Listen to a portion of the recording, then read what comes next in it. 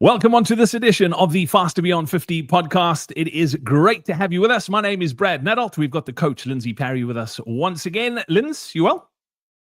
Yeah, always good, Brad. Always good. Today, we are going to be talking all things strength and conditioning and a whole lot more as well. We've got a special guest joining us in just a moment. But, Linz, I have to tell you, following last week's Faster Beyond 50 podcast, the feedback was amazing. And the encouragement after my, I don't want to call it a failed ultra effort because I did the distance, but I missed the cutoff by 112 seconds. That's what it was. 2 seconds per kilometer is what I missed it by. But lots of encouragement. And I can tell you my feet are still an absolute mess from those blisters. So haven't done anything. Still trying to fix those. But the bottom of my feet are definitely bruised. Linz, there's all sorts of trouble with these blisters. And we've got to get them going sooner than later. But cross-training on the cards this week for me, right? Yeah. So cycling hopefully doesn't hurt. And then some elliptical in the gym, just something that is non-impact but can get you back and keep you on track. Because, yeah, as you said, you did the distance, and it is one of the harder cutoffs in world running, never mind South African road running. And so even though you have an unofficial finish, that still puts you well on track for your ultimate goal, which is actually to finish the Comrades Marathon. So far, so good, as long as we can get you moving this week. That's right. 8 weeks to go to that one, till the Comrades, and we'll keep you updated here on the Faster Beyond 50 podcast. But let's talk what we're talking about today, Lindsey, and we are super blessed to welcome a special guest onto the podcast. We head to land down under to Australia and joined by a dual qualified strength and conditioning coach, accredited exercise physiologist who's uniquely positioned to help you improve both your performance and your health. And it's a great pleasure to welcome Grant Jenkins onto the podcast. Grant, nice to touch base. How things? You all good? Hey guys, great to be here. Yep, things are wonderful over here, and I'm really pumped to get into this. Yeah, absolutely. I mean, we preach about it all the time, the importance of strength and conditioning, particularly for runners over the age of 50. You do a lot around strength and conditioning, but you also do a lot around general health as well, particularly in this age group. Before we jump into sort of some of the things we wanted to talk about, tell us a little bit about your background, how you got into what you're doing. And I'm going to put a little disclaimer here that you and Lindsey have known each other for a long, long time because you spent some time at university together. We spent some time studying together. We spent some time living together. And it's been a friendship that's lasted a long time. Although, Brad, I have to qualify it. Lindsey and I will see the same athlete and come up with totally different diagnosis of what they need. As we get into it more, you'll see that his bias is more towards more volume, and my bias is towards more intensity. But we still have a good chat, and I think hopefully the listeners will get a lot out of this today. Yeah, absolutely. Grant, tell us a little bit about sort of how you got into what you're doing and what it is you're doing right now. All right, cool. So in South Africa, I was what was called a biokineticist, moved over to Australia in 2003 and had to sort of start my career right at the bottom again. And back then, I would say, having studied at Stellenbosch and the university where Lindsey and I went, Zululand, we were actually quite ahead of the curve. You know, Australia had just come out of hosting the 2000 Olympics and was pretty much the pinnacle of world sport in terms of sport science, recovery, conditioning. So I was super excited, but probably a little bit intimidated to be here. And but my studies and my experience held me in good stead.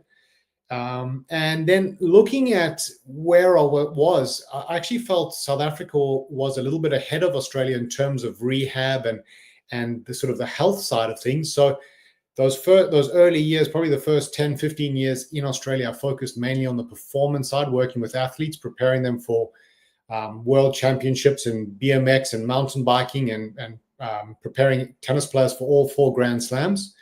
And then just thought like I was really getting more interested in the health side of things. And then, you know, I'm about to turn 47 and my age was getting on a bit. So I thought I'd like to focus on keeping moms and dads fitter, healthier.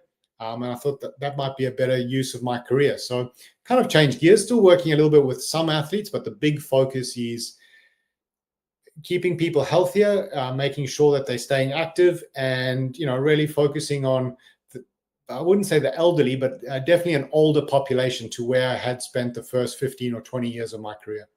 Yeah, Grant, and Lindsey can probably chime in here too, but it's very similar to what we've done with Coach Parry. I mean, Lindsey obviously has a high performance background, been to 4 different Olympic Games. I mean, you've worked with, you didn't mention any names, but I know over the years you've worked with some top tennis players. I know you've worked with Nick Kyrgios. I think you've worked with Ash Barty as well. So lots of big names that you've worked with, and Lindsey has as well, obviously having taken athletes to the Olympics. But this, I mean, we are in the space now. Obviously, we're talking fast to be on 50. We're all very, very close to 50. We're not there yet, but we are feeling the challenges as we get there. It's just a year or two before we all are 50. But as an aging population, that's where sort of we found ourselves in the same sort of boat and found a sort of groove where we could really make a difference in people's lives. It's great helping a handful of elite athletes, but you can literally, doing what you do and what we do, have an impact on people's daily lives, and that's what we want to chat about today. Grant, let's just, if we can talk a little bit about the strength side of things before we get into the general health side in this population. But I mean, often I always joke, like if I tell my kids to do something, they don't listen, but if somebody else tells them to do the same thing, then they listen. And that was one of the reasons why we wanted to get you on here, because we tell people they need to do strength and conditioning, and it's so important. It's one of the pillars of what we do. And some people just they glaze over and the eyes roll back and they go, yeah, we've heard it all. Tell us, in your opinion, as we get like late 40s, 50s, and then onto 60s and 70s, how important is strength training, obviously for general life, but also from a sporting perspective? We do chat to a lot of athletes who are still in their 50s and 60s and who are still performance sort of driven. They do still want to run well. They still do want to possibly run the odd PB if at all possible. Where does strength and conditioning fit into that, in your opinion? Brad, a very good question. And to me, it should underpin almost every program. It should underpin, I mean, at the most basic level, or let me say the most fundamental level, strength is one of the best predictors of independence as we age. So just from that point of view, we want to be in a position where we are strong enough to squat, we are strong enough to lunge, we're strong enough to get off the ground. So fundamentally, we need to be focusing on muscular strength. Unfortunately, or the flip side of that is, pretty much from the age of 30, we lose about 10% muscle mass per decade, or roughly 1% of muscle mass per year. And so we need to turn that massive boat around and make sure that that's not happening. It's pretty much a function of our lifestyle, and we need to implement very what would the word be, strict, or we need to be really disciplined in making sure, just for life, that we're getting 2 to 3 strength sessions per week. And then if we're talking about runners or people who want to be just more than healthy or more than independent, then we know that force production decreases over time, and we can prevent that through our strength training. And then, Brad, there's also the other thing. There's a lot of people focus on the muscles, but strength training is, to me, one of the biggest benefits is the connective tissue. So your tendons, your ligaments, and then your skeletal, your skeleton, your bones. You want the strength there, and especially if you're a female, everything that I've just said is almost doubly important in terms of maintaining or at least preventing any kind of osteoporosis or osteopenia where the bones break down. So your strength training just needs to underpin lifestyle, independence, and then even in terms of performance. There's some great work by a researcher, Peter Wiend, and he showed that speed is a function of the force generated, so ground reaction forces, how much force you can put into the ground. So when you're talking about PBs or improving speed, and how do you generate the force, or how do you improve your force production? Through strength training. So, whatever tangent we want to explore there, strength training needs to underpin our program for lifestyle, health, and then performance. No, and the one small aspect, but equally important that you just didn't touch on there. But the other thing that strength training is like just so critical in is actually maintaining both coordination and range of motion. Okay. Oh, yes. So one of the reasons that Grant and I have stayed friends for so long is that we both find each other very easy to laugh at. And one of the things that Grant used to love laughing at me about was we would spend at least 45 minutes after we had to be in the local gym in Mpangeni 4 days a week. 2 of those days were assisting with rehabilitation, and 2 of those days were assisting on the floor with the general strength and conditioning. And we used to spend at least 45 minutes after each one of those sessions teaching each other. And in this sphere, Grant was doing more of the teaching, but Grant used to really love laughing at my lack of range of motion back then as a 20-something-year-old. So really just. Wait, can I just clarify? I wasn't laughing that. at you. I was laughing for you. If you saw it, you would have laughed too. So it wasn't at you, it was for you. Yeah, but it just reiterates how important that was. And our late professor that we were actually doing those internship hours under, he literally had this saying that, I don't know if I heard that once a week from him, was this idea that movement is health, and that as you get older, in order to have or be able to do the movement for health, you have to do the strength training first. So his real belief was quite simply that strength underpins the basis for just being able to maintain health, never mind training for performance. And both of the people that Grant worked under for his internship, both while we were actually physically doing our postgrad studies, and the person who he did his internship under at when he was working with the Sharks Rugby Academy, both of them kind of had this belief that when someone came into your care for rehabilitation, is that when they left you, they need to be both stronger and fitter than when they arrived at you. So I think that just encapsulates kind of where Grant comes from. And I promise we didn't pay him or even tell him that those stats are the stats that we quote in all our webinars, because that's what the research shows. So that 10% per decade isn't a number we made up to make it sound bad. That's just the reality. Yeah, and as we always say as well, three is ideal, 2 is better than 1, and 1 is better than none. So obviously, if you are doing no strength, just get started. But I think that leads me into sort of where I want to go, Grant, is for somebody who's never done strength before, and runners. I don't know if other sporting codes, if this is the same, but runners are the world's worst when it comes to this, because they just want to run. They don't want to do any other stuff. So strength training takes away time from the stuff that they actually love doing, and they hate doing strength training. But if you've never done strength as a runner, let's say you've run your entire life, or maybe you're just starting running in your 50s and you've never done strength, is it too late to start? This episode of the Faster Beyond 50 podcast is brought to you by Active Forever. You love to run, but recovery just doesn't happen as fast as it used to. That's where Recover Plus Muscle Repair comes in. Designed for runners over 50, it includes whey protein for muscle repair, creatine for strength, and L-glutamine to fight soreness so you bounce back quicker and run pain-free. Fuel your recovery the right way. Head over to Get Active Forever and use the coupon code FAST to get 10% off your first order. That's getactiveforever.com.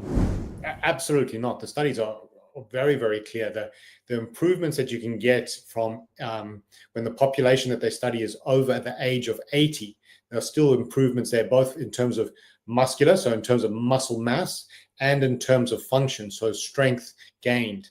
So, if you're over 50, you've got 30 years of strength training that you can still quite easily do according to the studies. And, at once, twice, or 3 times a week, that's potentially 150 sessions a year. Multiplied by 30 years, you can be in a very good place if this is where you're starting. I will say this though, the good news, and this really should be taken to heart, and we can dive into this as much as we want.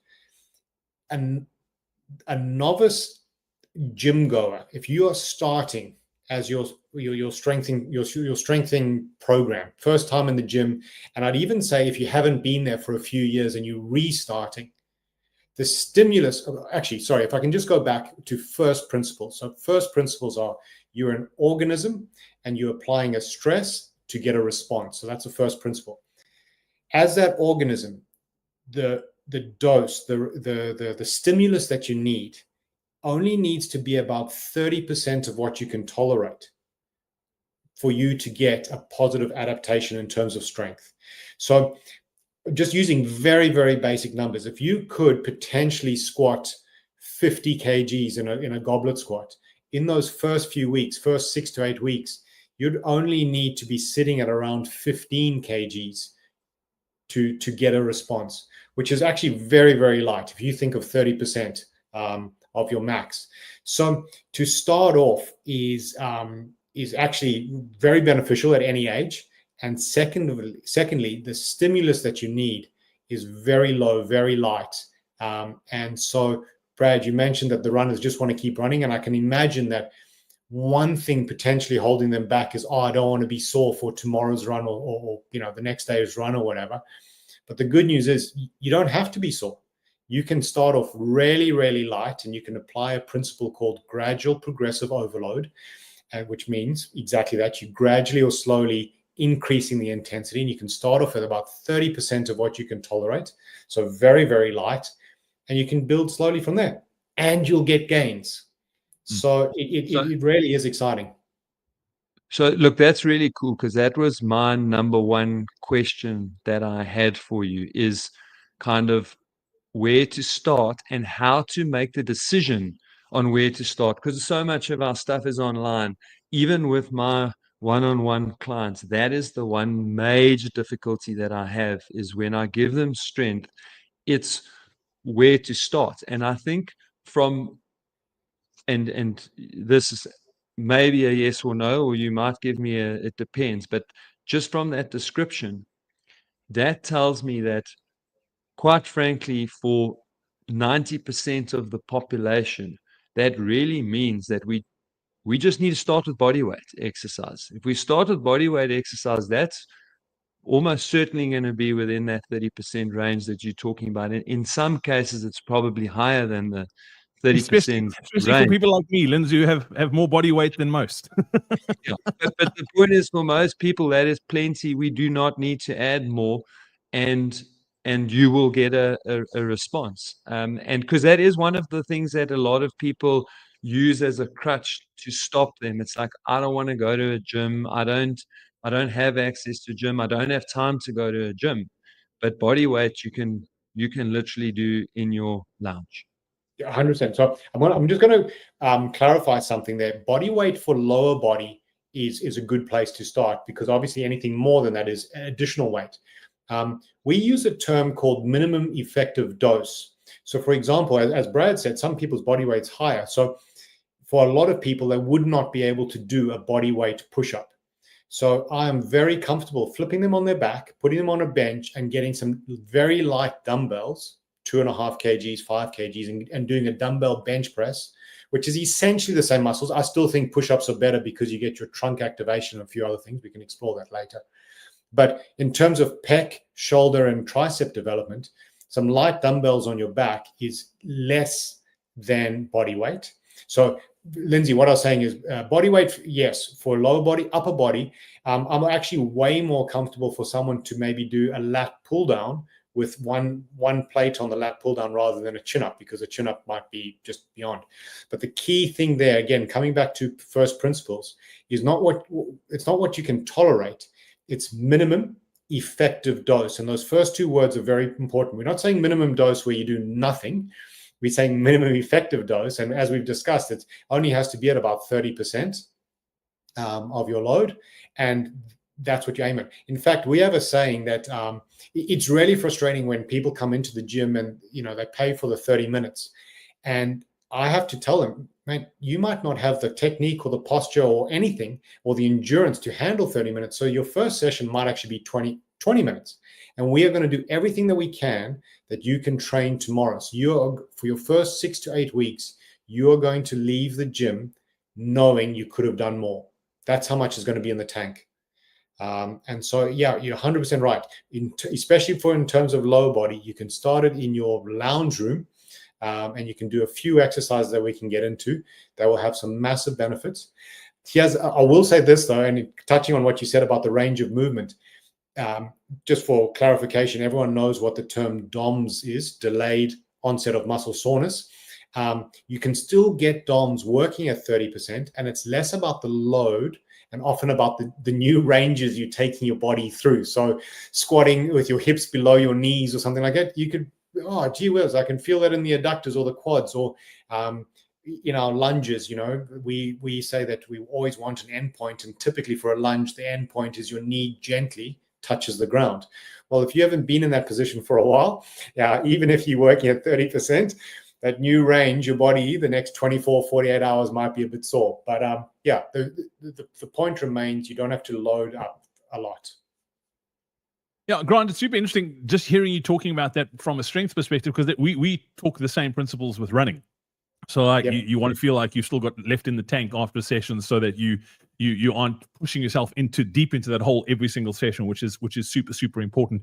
And then Grant, let's talk a little bit about the sort of general health side of this and the longevity, because I mean, I think that is one of the sort of buzzwords doing the rounds at the moment, and how all of this plays into it. I know strength and conditioning is one big part of what you do, but you're also very much interested in the health side of things.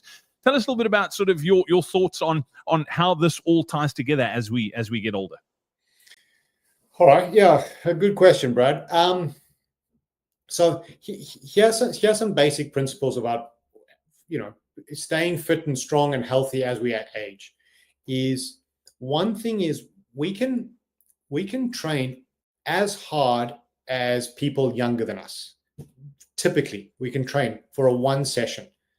But our recovery is so much slower and we become less efficient. And I'll explain what I mean. So I love my jiu-jitsu, and I can roll with the 20-year-olds and I can go really, really hard with them, maybe for 1 5-minute bout, maybe for 2 or 3. But then the next 2, 3, 4 days, I'm pretty wrecked, whereas they can bounce back and probably go from the evening session to the morning session.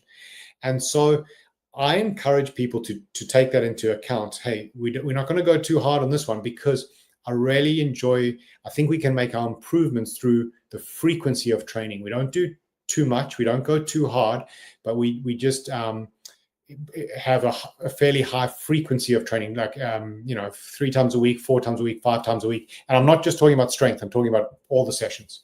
That's on the output side.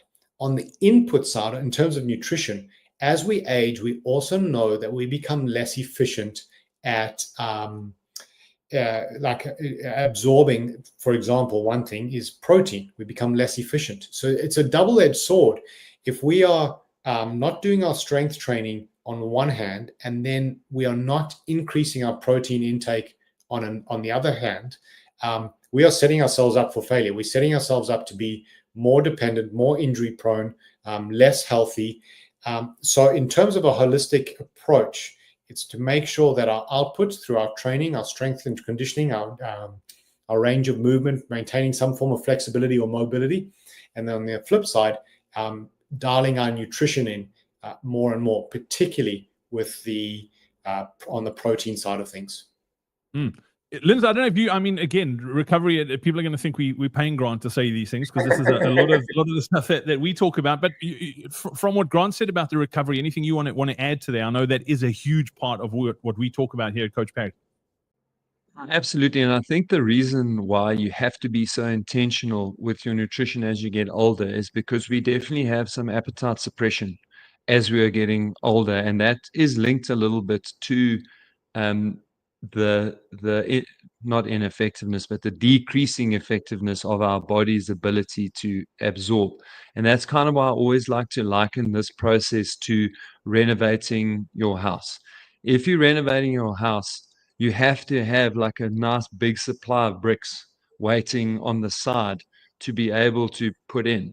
And the problem with protein, because protein are our bricks to do the remodeling that we are trying to do through strength training, is that the body doesn't have a big store of these bricks. It's got nowhere to store it, unlike fat, which it readily stores. So you have to keep a constant supply arriving all the time. And that is why it's so important to consistently take in proteins through the day. Yes, you can take a protein supplement and get like a big hit daily. Of course, that works, but we do want to try and keep a constant supply trickling through the day.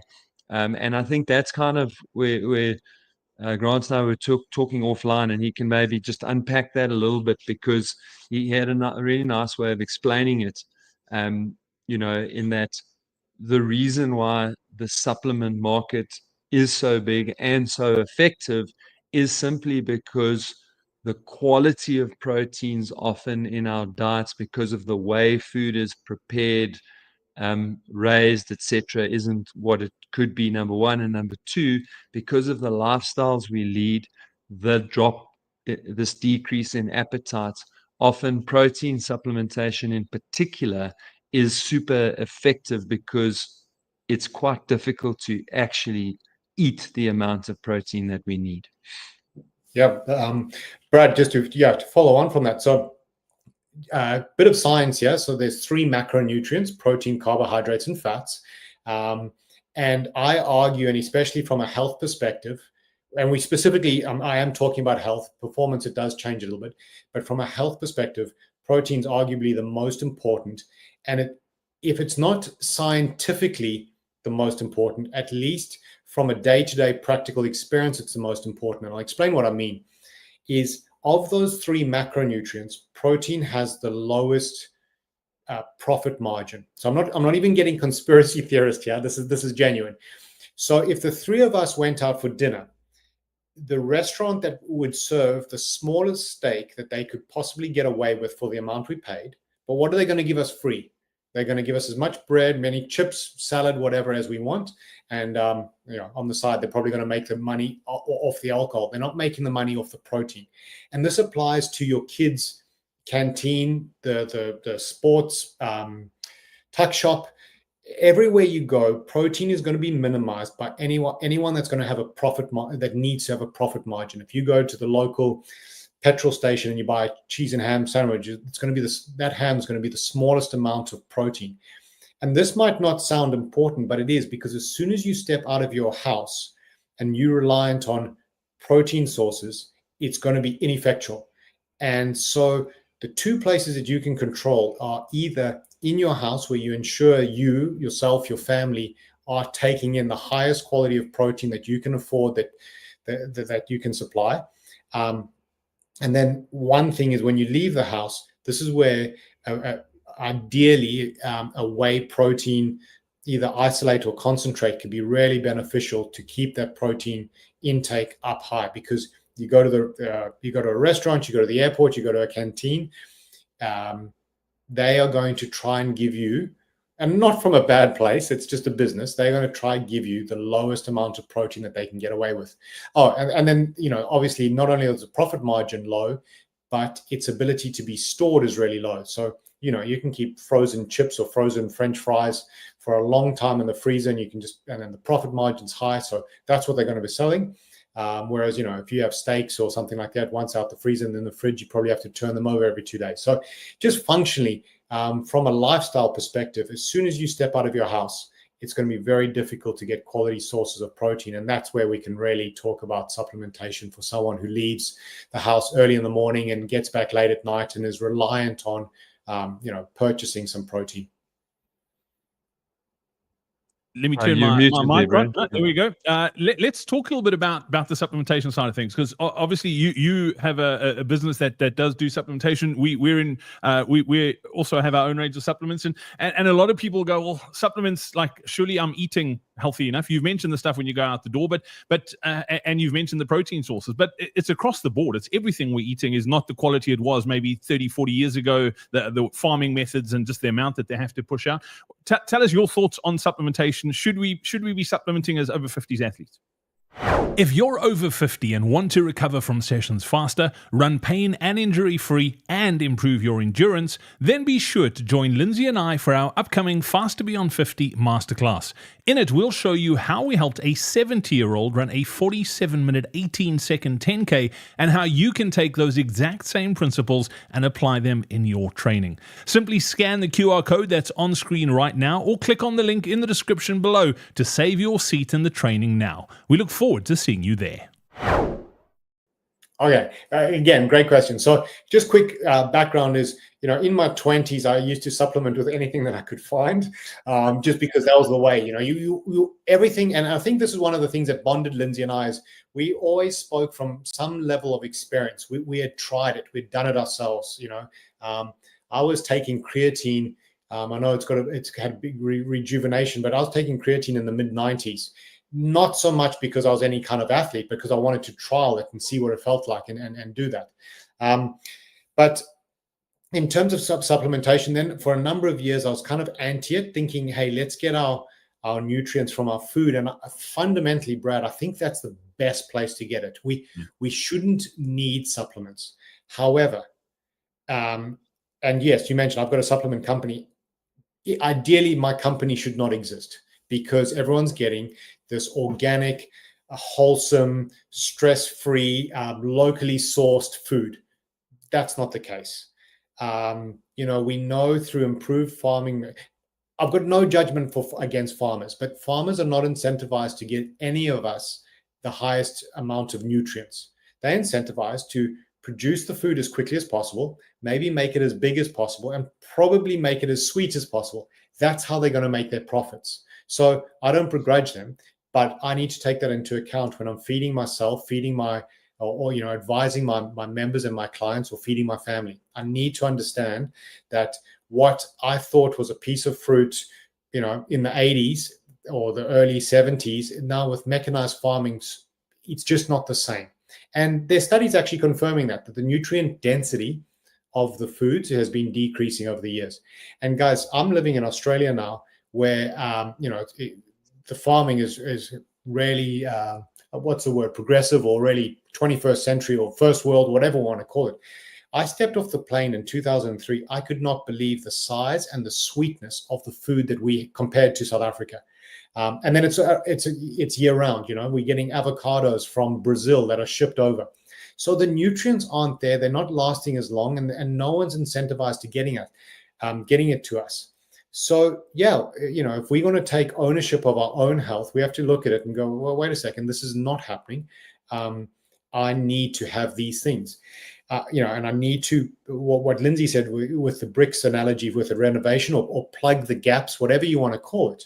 Another example is something like a collagen, which we have had really good benefits. Again, I've trialed it on myself.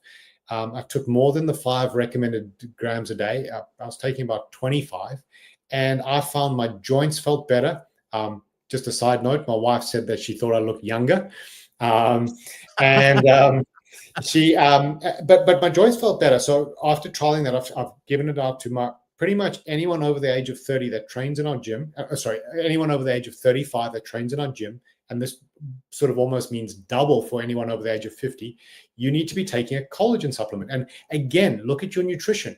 The old days where people were cooking slow cooks, like a potjie course, or a casserole, where the bones are there and the real tough meats are in there, and it's cooked over 8, 12, 16 hours, and the collagen's kind of being released into your food. Those days are gone. Most people are having some kind of steak or chicken, or there's very little connective tissue. There's very little grind. We don't actually like the grind. We like the fat, which, again, I'm nothing against the fat. I'm just talking specifically about the collagen. So are our tendons, are our ligaments, is the connective tissue in our body being fueled or being repaired? I don't think so. And as we age and become less efficient and our input is less, let's take some bovine collagen, particularly good for the connective tissue, probably marine collagen if you're looking more hair, nails, and on the beauty side. But at the end of the day, it's probably a good idea to supplement with some collagen too. Lindsey, anything you want to add there on the supplement front? I think very similar to the way you feel, but I don't know if you've got anything you want to add. I mean, I think it's very similar to the sort of investment example again, is that we hear these things when we're 20, 30, 40, but because we don't feel the acute impact of what not having that stuff feels like. And that this also applies to the strength, quite frankly. It's like trying to convince a 20-year-old that they need to do strength now, because when they're 50, they're going to be in dire straits, is very difficult. And so And the reason I'm saying this is because where we land up with these deficiencies, with this loss of strength, loss of range of motion, loss of strength in the connective tissues, actually comes from a long time back. Again, another one of Grant's and Ma's real bonding moments or time in every day is when we used to walk to lunch at the canteen at the university we were studying at, and we were walking and everyone else in the class was driving. And this is just a function of how people live, is that instead of, I think it was 800 meters if you walked across the fields to get to where we would buy ourselves a sandwich for lunch. But we were the only two walking, kicking a rugby ball, kicking a football, mocking each other. But that's the point, is that this is society and life. And so we are trying often to make up for 20, 30 years of bad living, of bad nutrition. And that's why I do feel like in our 50s, it really does become quite important that we're trying to play some catch up. And I really, really liked, and I want to reiterate it because, half an hour in, it's easy to forget what was said at the beginning. But Grant said, people have seen massive gains in their 80s. So if you start in your 50s, your early 50s, you have got 2 to 3 times a week times 52.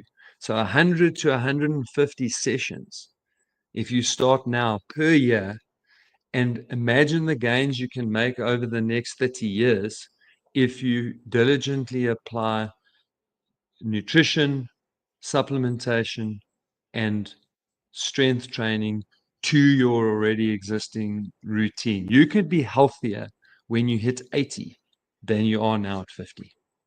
Yeah, Lindsey, it's so, yeah, sorry, Grant, before you jump in, I just wanted to add the investment side of things. I love this analogy because I think all of us have fallen into this trap at some stage in our lives where we're like, oh, you know what, I'm 20 now, or I'm 30 now, geez, retirement's a long way away, and you don't put away as much as you should have from a financial investment point of view.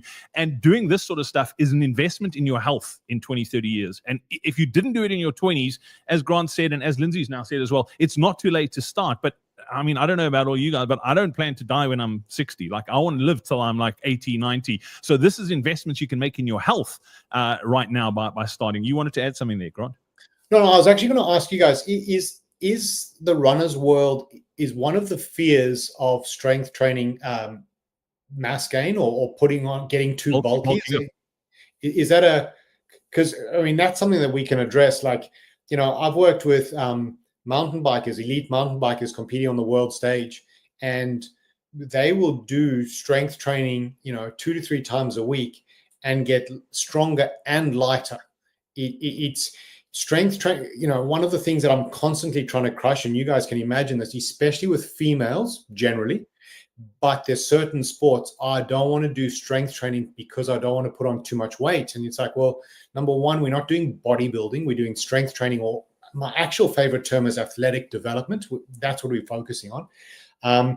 We are not, you're not a genetic freak. So there's that too. Most people, the people that you see on those bodybuilding magazines, there's, and then we also not taking the, should we call it vitamin S, the steroids and so forth.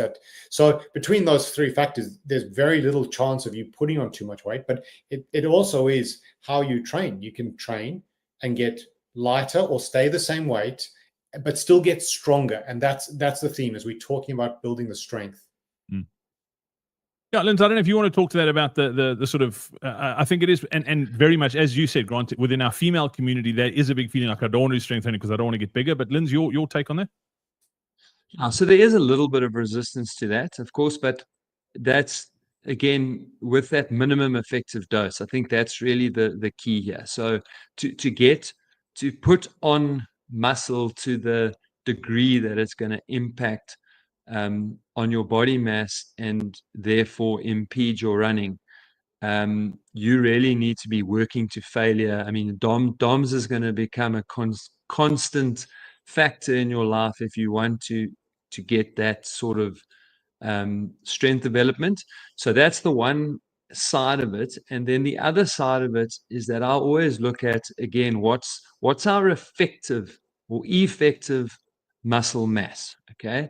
So is your effective muscle mass 76 kilograms with a 23% body fat, or is your effective mass 76 kilograms with a 17 to 18% body fat, for example? So in other words, we now weigh the same, but we have redistributed. We've burnt off fat and we have built up muscle. So I think for a lot of people, particularly people that have neglected strength training for really large chunks of their life, there may be some short-term gain in actual muscle mass, but there will be a concomitant loss of body fat in that scenario.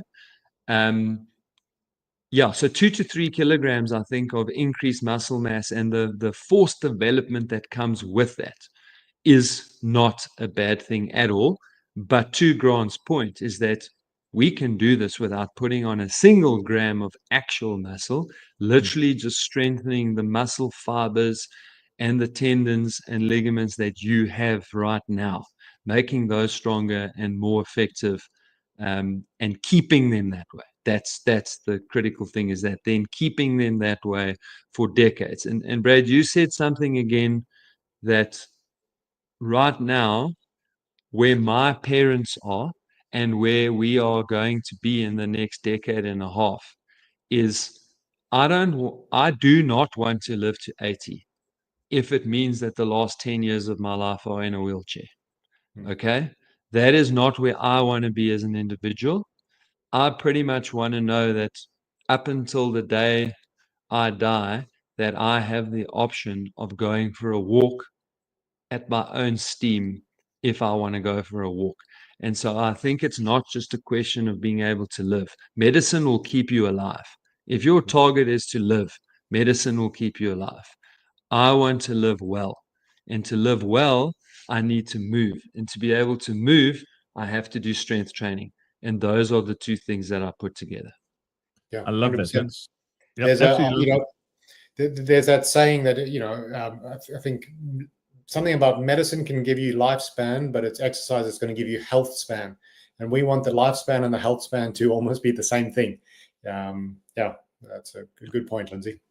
Grant, that's a great summary too. And I'm going to, before we let people know where they can find out more about you, if they want to work with you or learn a little bit more about you. But if you had to, if somebody listening to this took one thing out of this podcast, what would you want it to be for them? Start now. Start straight away. If this is the universe telling you that you need your strength training, and start tomorrow. No one cares where you start. Just take that first step. And it really could be, I'm not saying you stop with this, but it could be with doing a few planks or bridges in your living room and get that built, and then a few bodyweight squats. And in the beginning, you don't even have to know what you're doing. You can just start somewhere. As soon as you get tired, stop, move on to the next thing. Something for your lower body, something for your upper body, something for your trunk. Literally, I've prepared athletes for the world champs on a program template that is not much more complicated than legs, some kind of leg exercise, pull, some kind of pushing exercise like a push-up, pull, some kind of pulling exercise like a one-arm row or a chin-up or something, and then trunk. Legs, pull, push, trunk. We've literally prepared world-class athletes for world champs and come home with the medals with a template that doesn't deviate too far from that. Brilliant. Yeah. And if you do need assistance as well, we can obviously help you at coachparry.com. We live stream 3 live strength classes every single week with our qualified strength and conditioning specialists as well. So I'll pop the link to those in the description as well. Grant, if people want to find out more about you, if they want to work with you, learn about what you do in Australia and online, where can they learn a little bit more about what you do? Very good question. I think the best place to go to would be propelfit.com.au. PROPEL fit.com.au. Cool. I'll pop the link to that in the description on YouTube and on the podcast player you're listening to as well. You can click straight through from there. Grant, as always, great to catch up. It's been a while since I touched base. I know you and Lindsey chat fairly often, but great to see you again, and thanks for your time today. Absolute pleasure, guys. Thanks very much.